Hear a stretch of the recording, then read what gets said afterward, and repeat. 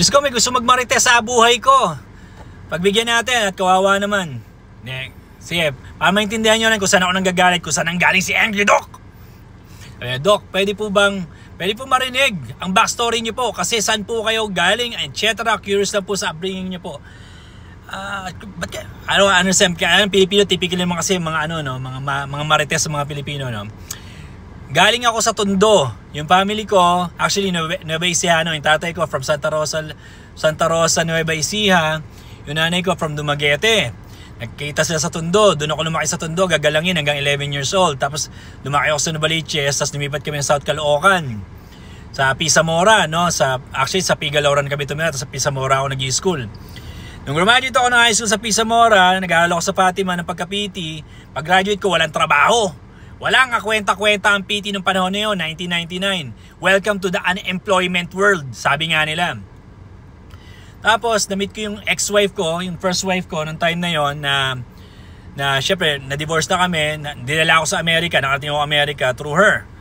Tapos, doon ako nag-practice sa Amerika, and from sa States, doon ako nag-accumulate ng aking mga skills. Doon ako nag-license sa Illinois, Wisconsin, Florida, Texas, at kung saan pang US state, no?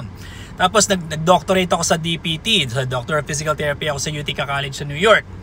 Tapos, nagtayo ako ng practice sa States, tapos nag-pandemic, before the pandemic, nagkaroon ng crash, no? Nagkaroon muna ng crash sa Amerika noon, so nasira din yung business. And then 2015, nung na-divorce ako, umuwi na ako Pilipinas, tinayo ko yung Active Life Chicago Physical Therapy. Natayo ko over 100 clinics, marami nang gagaya, marami nagnakaw. In fact, nanakawan nga ako, di ba, nung mag-asawa dun sa Pampanga. 27 clinics yun, ninakaw. Hanggang sa dumating yung point na na-meet ko yung ex-girlfriend ko na galit hanggang ngayon, no? Anyway, we don't wanna discuss her kasi wala namang kakwenta-kwenta rin na mapag-usapan pa. Sinira yung business ko hanggang sa dumating nga sa point na I have to restart all over again. So in a way, parang certified ako ngayon, unemployed, di ba? Parang gano'n kasi wala ako talagang trabaho, no? But the skills that I've acquired stays with me. Hindi kayang-gaya ng kahit sino. Ako lang nakakagawa, corrective. Obviously, pag nag-N-word ako, sabi ko lang naman yun kasi parang pare, what's up? What's up pre? Parang gano'n naman yun sa Amerika. Kaya lang maraming Pilipino, masyadong affected doon, masyadong mga snowflakes. Alam mo yun? Come on man, paano kayo na-apektuhan hindi makaitim? Sa usapan namin mga itim yun, parang pare-pare lang yun. Kung mag-N-word man ako, di ba? Anyway, yun yung backstory, yun yung quick backstory ng buhay ko. Alam may MMK pa natin to, wag na lang, no? So, para maintindihan nyo kung saan akong gagaling, syempre galit ako sa bobo, naiirita ako sa mga bobo. Kasi nga, mabilis tayo masyado mag-isip, mabilis na tayo, gusto ko isang tanong, isang sagot, at kung explain mo na detalye, ayusin mo. Wag yung bobo yung tanong, bobo yung sagot. Ang hirap eh. Kasi sa Pilipinas, usong-uso yung lokohan, usong-uso yung gaguhan, usong-uso yung budulan. Ang dami man bubudol, kahit mga medical doctors, mambubudol. Mga physical therapists, mambubudol. Di ba, hindi ba nahalata yun? X-rays, MRI, laboratories, tapos bibigyan ang gamot, pregabalin, Genacol, Arcoxia, ano pa ba, gabapentin, vitamin B complex, Neurobion, di ba? Lagaflex, at kung ano-ano pang gamot, hindi nyo naman talaga kailangan. Kasi nga, mechanical problem, mga back pain, knee pain, shoulder pain, mechanical problem, yung binibisin nyo, chemical solution. Kung mechanical ang problema, mechanical ang sagot, hindi chemist.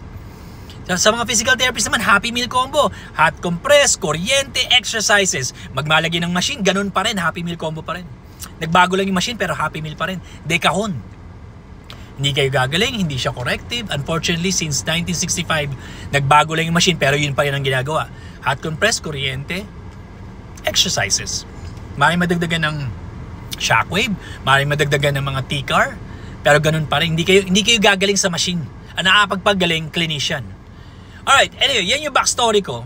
Kaya batit pa ako sa mga budulan na nangyayari sa Pilipinas kasi nga, na-experience ko yung ano yung totoong medical service sa Amerika.